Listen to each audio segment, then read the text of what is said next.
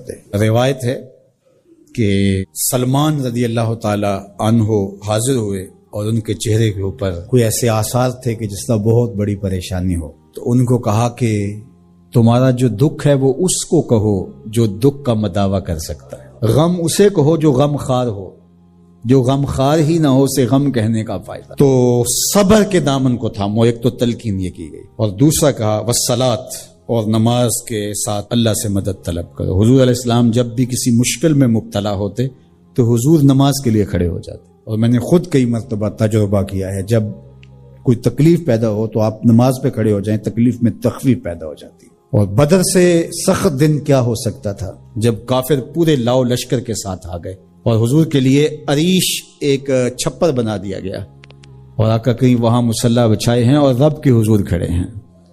مشکل کے وقت جب کوئی سبب نہ رہے تو اس کے حضور آ جاؤ، وہ تمہاری ضرورتوں کا کفیل ہے۔ وَإِنَّهَا لَكَبِيرَةٌ إِلَّا عَلَى الْخَاشِعِينَ، اور یہ بہت بھاری ہے نماز پڑھنا اور صبر کرنا، لیکن جو اللہ کا خوف سینے میں پالنے والے لوگ ہیں، رکھنے والے لوگ ہیں، ان کے لیے مشکل نہیں ہے۔ بچے کو صبح اٹھائیں آپ نماز کے لیے تو وہ اٹھتا ہی نہیں ہے، بار بار کہہ کے اس کو اٹھانا پڑتا ہے، اور اس نے سوات کی سیر کے لیے جانا ہو اور دوستوں کو ٹائم دیا ہو، تہجد کے وقت ہی تیار ہو کے بیٹھ جاتا ہے۔ اس کا مطلب ہے کہ اس کو نماز کا شوق نہیں ہے، اس کا شوق تھا، جس کا شوق تھا اس کے لیے اٹھنا بھاری نہ ہوا۔ میرے والد گرامی سے کسی نے کہا جی جاگ نہیں آتی، تو فرمانے لگے صبح منڈی جانا ہو تو جاگ آ جاتی ہے، کچہریوں میں تاریخ ہو تو یاد آ جاتی ہے۔ منڈی جانا یہ تمہاری بدنی ضرورت ہے بچوں کے پالنے کے لیے، اپنی ضرورت کے لیے۔ کچہریوں میں جانا خوف ہے، نہ گیا تو میرے خلاف فیصلہ ہو سکتا ہے، تو تمہیں نہ امید ہے اللہ سے اور نہ اس کا خوف ہے، تو پھر کیسے جاگ آئے؟ اور کسی نے کہا کہ حضور نماز پڑھنا چاہتا ہوں، جاگ نہیں آتی۔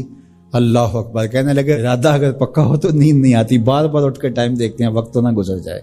اللہ اکبر۔ تو فرمایا یہ بھاری ہے لیکن خاشعین کے لیے بھاری نہیں ہے، خشیت خدا سینے میں نہیں ہے، اللہ کا خوف سینے میں نہیں ہے، تو واقعی صبح کا اٹھنا بہت زیادہ بھاری ہے، بہت زیادہ مشکل ہے، لیکن جو خشیت والے ہیں ان کے لیے مشکل نہیں ہے۔ یہ مان لیا کہ صبح کا اٹھنا، سحری کا اٹھنا نفس پہ شاک ہے، لیکن اگر کسی کی زندگی کی لذت اس میں رکھ دی گئی ہو، اللہ اکبر، تو پھر اس کے لیے مشکل تو نہیں ہوگا۔ راہ خدا میں تکلیف اٹھانا مشکل صحیح، لیکن زندگی کا سرور اس میں رکھ دیا گیا ہو۔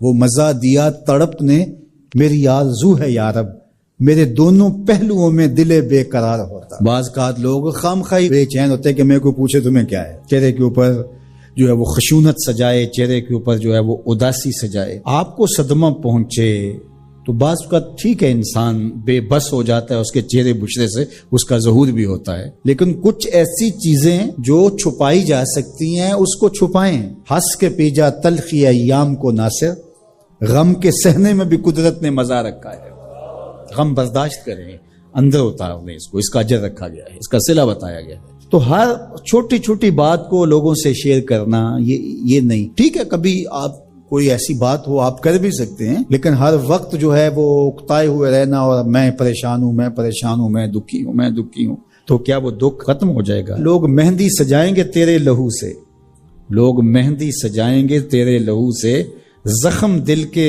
نہ دکھاؤ کسی کو۔ لوگ تو اس سے طرح مذاق بھی اڑائیں گے، اور جب تم ہنستے ہو تو زمانہ تمہارے ساتھ ہنستا ہے، اور جب تم روتے ہو تو زمانہ تمہارے ساتھ نہیں روتا۔ اس لیے یہ آنسو بڑے قیمتی ہیں، وہی بہاؤ جہاں شان کریمی موتی سمجھ کے چن لے۔ یوں ضائع نہ کرو، یوں ان کو برباد نہ کرو، لوگوں کے سامنے رسوا نہ کرو اپنے آپ کو۔ انسان کو دکھ بھی آتے ہیں، بیماریاں بھی آتی ہیں، اپنوں بیگانوں کی طرف سے اس کو تلخیوں کا بھی سامنا کرنا پڑتا ہے، تو اس موقع پر